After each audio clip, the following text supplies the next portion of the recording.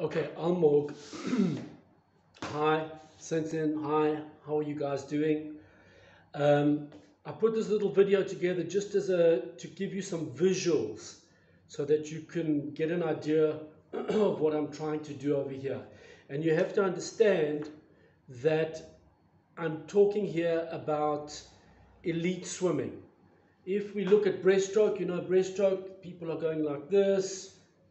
Pretty much everyone can swim breaststroke, okay? I'm not talking about that. I'm talking about elite level swimming. So what's important is that an elite swimmer, so they open up their hands to about just past their shoulder width, and then they're taught to bring their hands in like this with the hands under the chin. You can see my elbows are tucked in. And then they throw the hands forward, and then they start the whole process again like that. Okay, that's the old way of doing things. There's a problem with that because 75% of the power in breaststroke comes from your legs. 75%. So you want to get the arms organized and get the stroke and get back into your streamline as soon as possible, so that you can kick with your legs and get the maximum distance and power. But if you're doing this whole thing where you bring your elbows in tight and your hands are here by your chin, it's a very long action. It takes a long time. Maybe not so long because you're swimming very fast, but in terms of the water where you've got so much resistance, it's a long time. Not only that, but when your elbows are here, so you're out here and they do this, okay, and then they drive the hands forward. The problem is when your hands are over here, you've got to travel with them all the way back. A large part of the hands are under the water. So as you're pushing your arms back, you've also got that resistance, right? So that's the old way of teaching breaststroke to swimmers.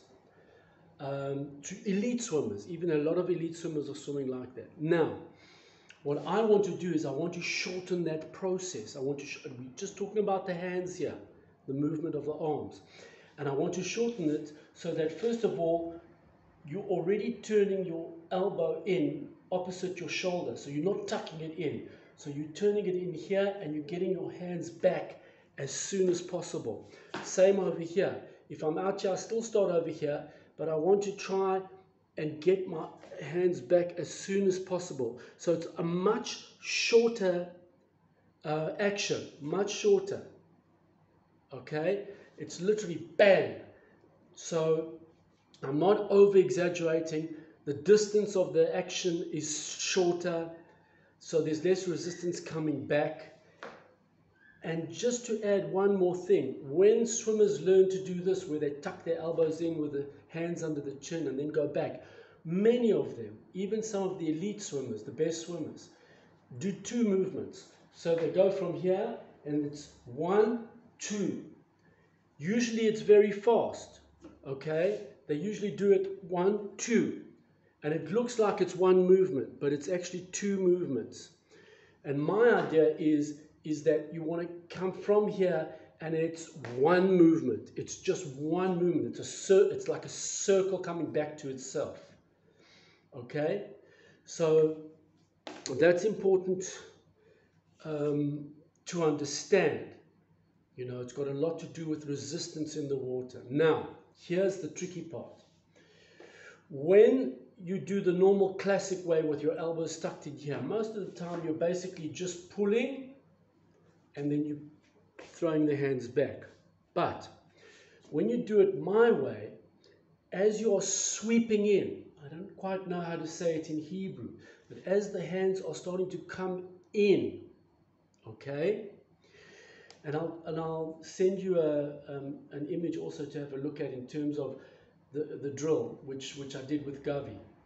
But as your hands sweep in, the shape of your hand is absolutely important, because from here to here, you're pulling the water. But now you're recovering in, there's no more pulling. But you can still generate lift with your hands sweeping in. How? the shape of the hand is like an aeroplane wing. If you look at an aeroplane wing, the top part of the wing is curved, the bottom part is flat. And as the air goes over, okay, because it has to travel a longer, you probably know this, Almog, you're a smart guy. Because it has to travel a longer distance, a low pressure is formed, and so you get lift. You get lift, and that's how a plane goes up in the air. It's the same with the hands. When I'm sweeping my hands in like that, can you see that motion? So first I'm pulling, and then I'm sweeping in. I'm sweeping in like this. So what happens is, by sweeping the hands in, the water runs over the hand. In fact, it actually affects the whole arm, because this part of the arm is also curved and this is flatter. Okay, so the whole hand and arm acts like a wing. And as you're sweeping in, you're getting a little bit of lift, so a little bit of pull. Not much, but better than nothing. And then you're driving the hands back. So there's two key things over here. The first is we want to make the action of the hands shorter. We want to get back into that streamlined position as soon as possible so that we can kick and we can maximize the power of the legs.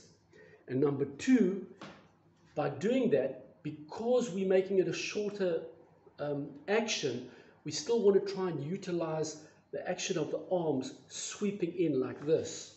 Sweeping in, okay? So that we get that effect of an aeroplane wing and a little bit of lift to just pull the body a little bit forward. So, Almog, I hope that explains things. I'll try and send you one or two other vids as well just to have a look at. And, I mean, obviously, if there's anything you need to chat about, just let me know. Thanks.